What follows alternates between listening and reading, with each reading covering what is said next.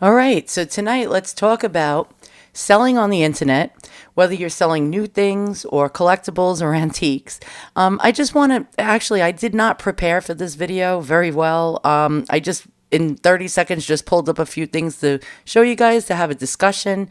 And okay, so here's my backstory. I started out as a buyer back in, I'd say about like 2000, the year 2000. I found, eBay actually sooner, actually earlier than that, probably about 1999, 1998. I started like finding things on eBay. Then I found my first like collectible. Then I changed, like my interest into antiques. And then I started buying antiques on eBay. And it was a lot of fun. I started enjoying it. But then what was happening was, it gets expensive when you start a collection. And so I started selling things on eBay just to come up with the extra money to actually buy things. So I would find things in my collection that, I wasn't that crazy about anymore. I got bored with it. So I would put it on eBay just to flip it, just to get the money to buy something else to actually better my collection. So you usually start out when you collect something, you start out with the things you can afford, the ones, the examples of the item that isn't as wonderful. And then when you really get into collecting that particular item, you want to find the best example of it. So that's how you can sort of supplement your collecting. So you would sell lesser items for better items. So I started doing that, and I was doing great on eBay. And then I moved to a platform called Ruby Lane. And for those of you who don't know Ruby Lane, let's actually pull up Ruby Lane to show you. Ruby Lane is a website actually where mostly people sell antiques. So let's just go into there. I'll give you an example. It's an ups like it's a step up from eBay. Let's just put it that way. So if you're a dealer of antiques and collectibles, well, mostly it has to be like antiques on Ruby Lane. This is the place you would rather sell than eBay. For example, this box here, I'll show you an example. On eBay, something like this would get between $275 to about $350. On Ruby Lane, you can easily flip something like this for $980 without any question. So I'm not saying that the people that shop on eBay are low lives or, the poors, but it's mostly actually, believe it or not, including me. I'm actually one of the people that shop on eBay. I look for deals. I look for things that I can get for basically pennies on the dollar. I will not shop on Ruby Lane because I'm not going to pay retail for my antiques. So I hit eBay all the time looking for what's known as sleepers, things that you can get for, say, worth $500 for maybe 100 or 50 or 25 or 10. And yes, I find those sorts of things all the time.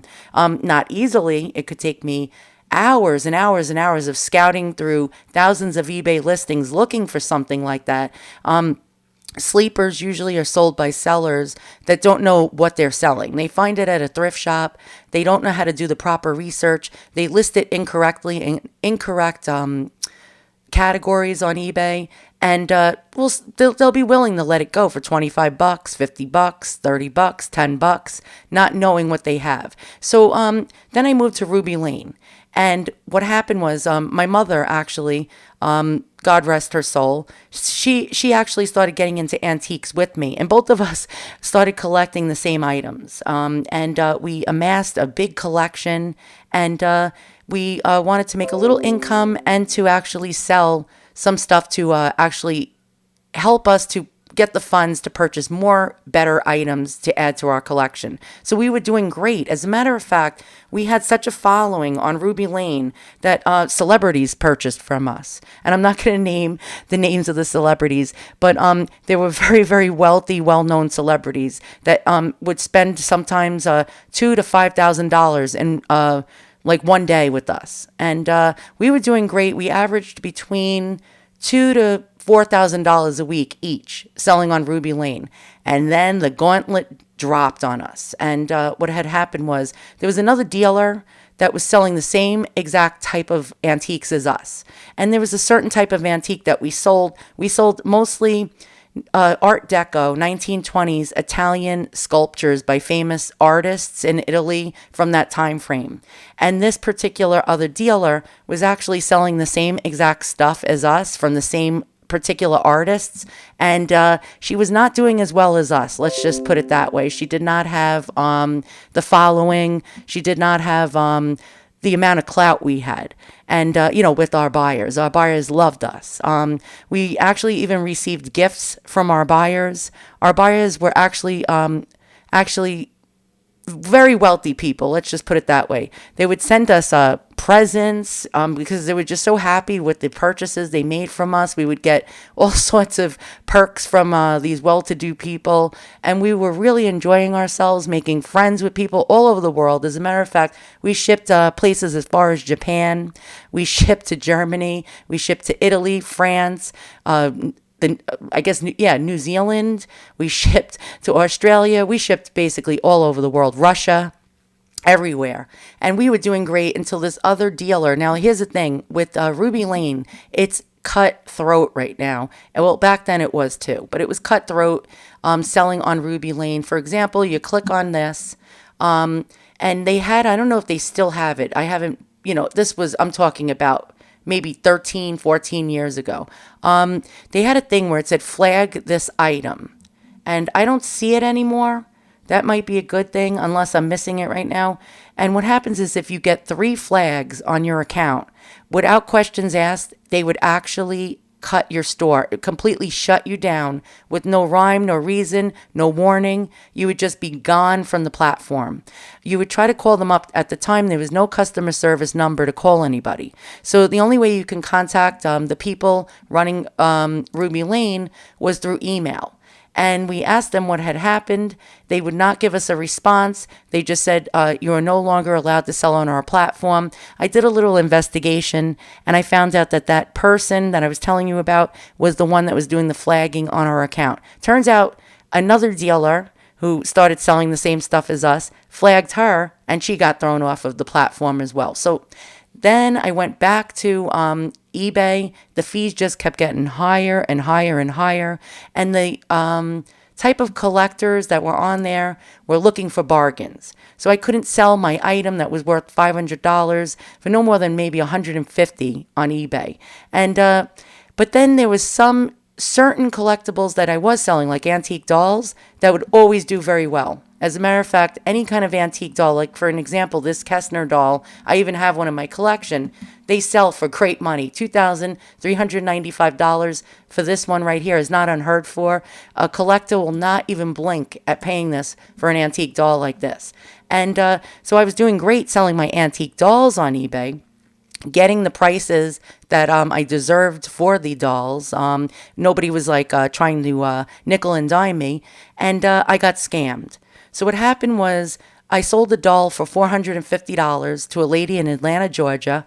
And whenever I shipped anything expensive, anything actually over $100 or more, I always actually paid extra for something called signature confirmation. So when they got the package, they would have to sign for it. So it was not only insured, but there was proof that the person signed for the package. What had happened was I get a message saying that the seller, the buyer never received their item, and my money was removed from my PayPal account, and it was actually in the negative. And I called up PayPal, showed them the proof that the person signed for the item, and they reversed it, gave me my money back. Then a few hours later, guess what? My money's gone. I was in the negative $450 plus the shipping and all the other fees and everything was taken out. And I was pissed. And the reason being, item not as described. So this person double dipped. They went in, first said that they didn't receive the item. When they realized they couldn't win that battle, they wanted to get the item for free. They were a scammer. And they filed a significantly not as described. Now, they would have to return the item back to me. That's the rules on eBay. But back then, it wasn't as straightforward as it is, today. We're talking like at least 13 years ago. She got to keep the item and she had her money. I called up eBay. I was in a fight with them. They said, sorry, next time put money in a cookie jar for when situations like this happen so it covers you. And that really pissed me off. I ended up calling this lady up. I did some sleuthing and detective work. I got her phone number. She laughed at me on the phone and she said, ha ha ha. I got the item and your money. How do you feel about that? She goes, I do this all day long. And she hung up on me. I called the police department in her area, and she lived in another state, so it wasn't in my state. And they told me the only thing you can do, ma'am, is you can come down here, file something at the local court, file a small claims against her. We have nothing to do with that, and we can't help you.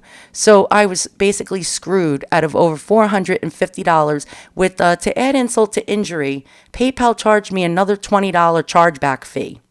So an additional $20 on top of that. I kept calling PayPal back and forth, got different reps. They did not want to hear it. They did not want to know anything about it. I said, well, can you at least force this lady to send the item back? They said, nope, we can't make her. And she had my item. And she could have actually sent me a box of bricks back. That's what some people do. Or a phone book. Or junk they put back in the box. It weighs around the same weight as the original item. And you can't prove. You can even film it. You can send pictures. You can open it up at the post office and have witnesses. But the platforms and the payment processing companies don't want to see that evidence. They won't even let you send it to them. So after that left a huge bad taste in my mouth. I said, F it. I am not selling on eBay anymore. By the way, I did get my money back. I got my money back by filing a claim with the Better Business Bureau. I also went to something called ICS Internet. It was like some kind of internet fraud squad that I reported this lady to. But the Better Business Bureau actually took my complaint and PayPal gave me my money back. And I actually did get my money back minus the $20 chargeback fee. And so I was made whole again. But after that, I said never again. So I went to Etsy. And so I figured, okay, let me try Etsy. Maybe they have a better quality of collector buying the items. And I was doing great on Etsy for years and years until the shipping rates. Now, this is what I want to talk about. Until the shipping costs completely went to an astronomical level. Now you can switch. You can go to Fedex. You can go to UPS instead of using the post office, but they're getting expensive too. FedEx, especially, I will never use them. As a matter of fact, as a buyer, FedEx lost 5 of my packages in 1 year. One item worth $500 went missing, and another item worth $300 that same week went missing as well. And I had to call the police because they delivered my packages to the wrong person. And I did my own investigation, and I found that it was delivered to a bridal shop. And their wedding dresses, over $10,000 worth of wedding dresses, went missing. So they did not receive their wedding dresses, but received my item, and I received nothing. And the bridal shop turned around and said to FedEx, I'm not giving you back that person's package until we get our wedding dresses. So they were holding my package, one of my packages, ransom. And so I called the police. The police went down there and forced them to hand over the box to them. And I got my very expensive item back. And that's why I said I will never ship with FedEx ever again. They told me to pound sand, basically. Sorry, we lost your item and we don't know what happened to it. And the seller didn't insure the item. So I was screwed if I didn't actually take matters into my own hand. So that's another story in itself. So the shipping costs got too expensive. Now, when you sell on these online platforms, Etsy, eBay, Ruby Lane, wherever you sell online, they also take fees out of the shipping. Now, most of my items go into a box that's at least 12 inches, actually just like up from 12 inches by 12 inches by 12 inches, which is the cutoff. Anything over that size gets surcharge fees. So if you have something going in a box 13 by 14 by 14, you're going to get surcharge fees. If I was to ship from New York a box 15 inches by 15 inches by 15 inches to California, it would cost about, say the thing is under 5 pounds, it's 3 pounds, 4 pounds.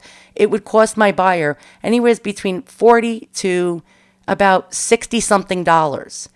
Some packages going to California from New York costing as much as $70 to $80.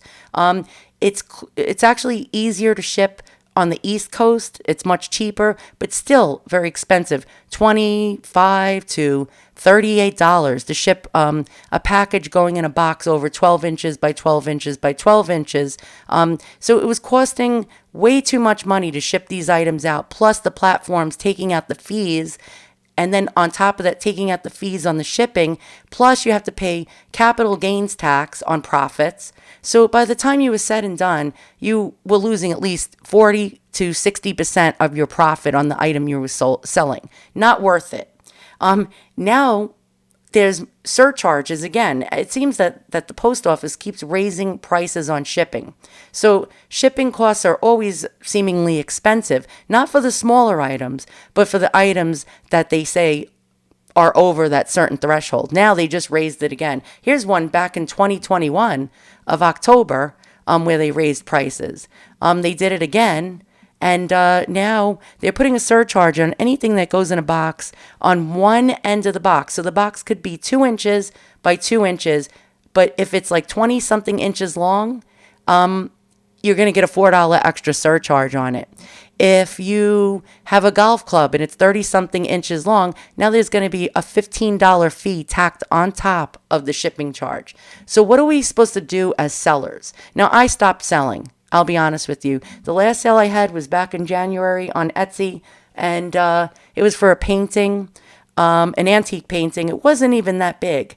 And for me to ship it to Washington from New York, it was going to cost $175. And that was with UPS, which is cheaper than the post office.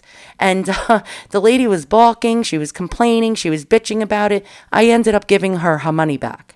I did not want to deal with a negative feedback over shipping that I have no control over. After that, I stopped selling on Etsy. They actually shut me down. I was with Etsy for 9 years, 100% feedback, lots of transactions under my belt, and I refused to give them my social security number because I'm sick and tired of all the taxes you have to pay on these things. And I'm not saying I'm above the law and I'm a tax dodger, but 27% capital gains profits on antiques that were taxed over and over and over and over again. Think about how many times that item was taxed. I said the hell with it. Let them shut my shop down. I'm not doing this anymore. So here, I'm going to give you an example of something, how we are subsidizing the platforms, selling platforms such as Amazon. Amazon, if you ship a bike and you have Prime shipping, it's free. If I went to ship a bike to somebody, it would cost me at least $125 to $200. Well, I don't know. I never shipped a bike, but at least if it cost $175 to ship a small painting, I can only imagine how much it would cost to ship a bike. If you ship a desk like Amazon does for Prime, do you know the post office only gets $3 a box for shipping a desk for Amazon? But when I need to ship, say, a desk, it would cost me like $150 to $200 to ship that desk. If I was to ship a 30-pound bag of dog food, it would cost at least $40 to $80 to ship that bag of dog food as a small business. But Amazon only pays $3. So who's subsidizing Amazon? We are. Okay, so I'm going to show you an example of something. They just did the $15 surcharge, and mostly golf clubs are affected. But if you look here, these mass sellers, like believe it or not, there's a lot of people that drop ship. They sell on eBay and they use Amazon as their drop shipper. So look at this, $9.99 for shipping for the golf club here, right? Here's another one, free shipping. There's no way that they're going to be able to afford the free shipping on this unless they're actually putting it into their price. But 9 times out of 10, you don't want to add that into your price because people are going to say the price is too high. Somebody else is selling it cheaper on Amazon. So these big companies like Global Golf, Amazon, all these big companies like Dick's Sporting Goods, they have deals with UPS, Fedex, the post office, and they pay barely anything to ship their items. Now, if you type in vintage golf club, here, let's check that out. Now, this is regular small mom and pop sellers selling golf clubs. Now, some of the sellers didn't realize that there's a $15 upcharge now on anything this long, and they didn't fix their shipping. They're going to get a rude awakening. But here's an example. Let's find it. $32.90 for shipping. A $9.95 golf club, $30.40 for shipping. And it's not the seller's fault. It's because of the new surcharge that's tacked on top of the shipping of $15. This guy has no clue yet, unless he tacked it into his price. He might have added another $15 to his, opening bid price. That's what some sellers do. But yeah, let's check it out. Let's go by. Let me just pull this down. I'm not finding. Here we go. $24.98 for a golf club. This guy still doesn't have a clue. He didn't adjust his shipping. Here we go. $30.05 for shipping. That is absolutely insane. Here we go. $20 golf club, $25 shipping.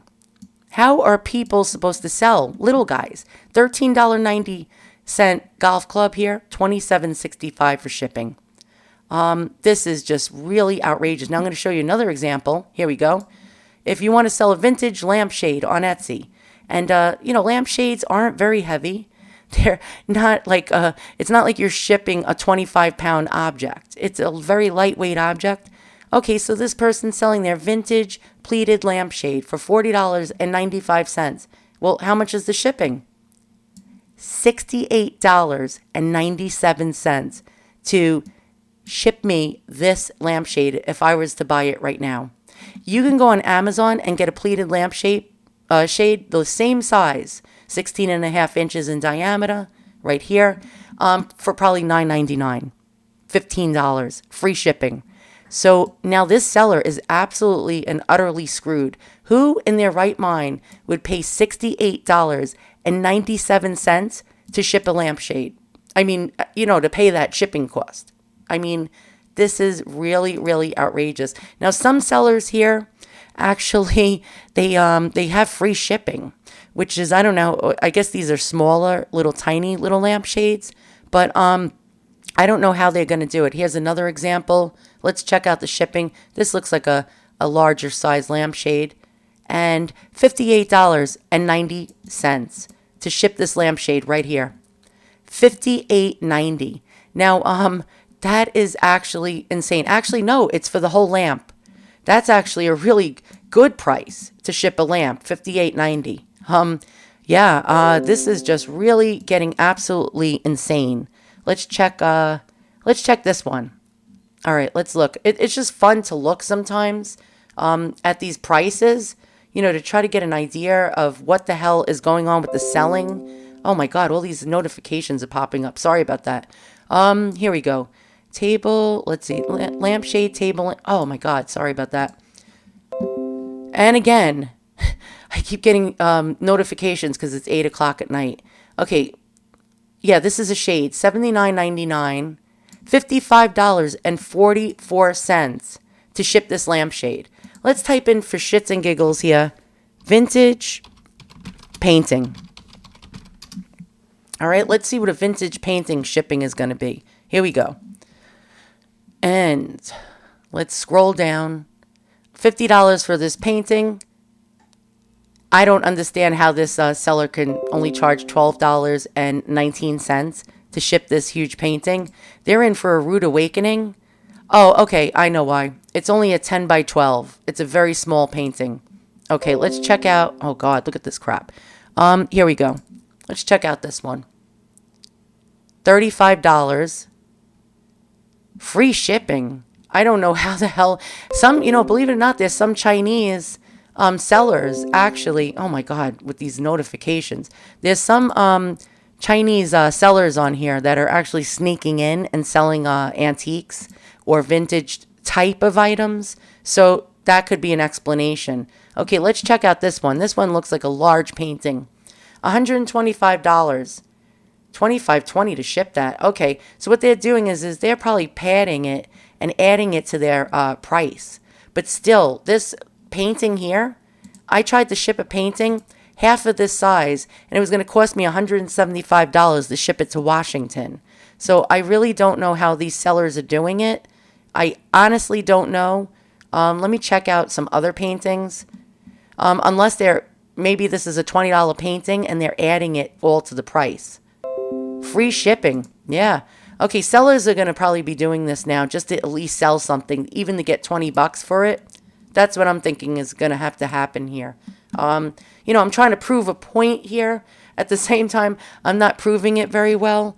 But here's an example of somebody giving you free shipping and probably adding it to the cost of the item. That's the only thing I can think of. This is not an expensive type of painting. This is a vintage, regular painting that you would have got at a furniture shop, believe it or not. And when you bought furniture, you'd get like decorations for your wall. This is all day long. I know my vintage and antique items. This is like a $20 painting that you would get at a thrift shop. Yeah, they're adding it to the shipping cost. But so I want to know what your feelings are about this. Are you changing what you're selling now on the internet? Have you decided to, start to sell small items? What are you doing for your larger items? I know there's ways that you can cut down the size of the boxes, but the problem is if you're selling fragile items, which that's my problem. I was selling mostly fragile items. I could not get the box size down. I could not do it. No matter what I tried, because the problem is I had to pad my item very well for its journey. Otherwise, it would arrive broken. So I had to actually make the box size bigger in order to add more padding and bubble wrap and what have you, which ended up turning my shipping cost, my basic shipping cost, between on an average of $40 to $80. And people were bitching and complaining. I got so many messages from people saying, I'll buy your item if you give me free shipping. And there's no way in hell I'm going to sell, say, a $200 item and give them free shipping when it's going to cost me $40 to $80 to ship their item. It's not going to happen. And so I lost my business pretty much. Here's an example, another lampshade. It's a vintage one for 80 bucks, $61.18 to ship it. So I just want to know, I want to talk to others, other sellers. What's your opinion of what's going on with these high shipping costs? How have you came up with any ideas to bring the cost of the shipping down? Have you decided not to sell larger items? What are you going to do for the larger items that you can't sell? Are you going to sell locally? Are you going to go on Craigslist? Are you going to sell at flea markets? I do have a booth at an antique shop that I rent monthly. It's not cheap. It probably cost me, I think, about $225 a month. Nobody's buying right now. The economy's in the shitter. My higher end items are not selling at all. And my larger items, they're sitting there. They're collecting dust. I notice if I have a $10 item or a $15 item or a $5 item, they'll sell all day long. But any really high priced, like really, really high quality antique item is not selling anymore. So, all right, that's it. That's the end of this video. Sorry I bored the tits off of you. I just wanted to know what you guys were doing. What's your opinion of all of this? I mean, I guess if you have a antique doll like this, that's worth $2,000, it's probably like worth it to lose a little money, if you know what I mean. If you like add the shipping cost to your price, you know what I mean? Like, say the shipping's going to be $60, you can eat it. You know what I mean? You can eat it on something like this, and throw in, oh, all right, I'll give you free shipping. But then again, not everybody can eat it, if you know what I mean. All right, guys, I'm out of here. Talk to you all soon. I just want to hear your comments below. So long.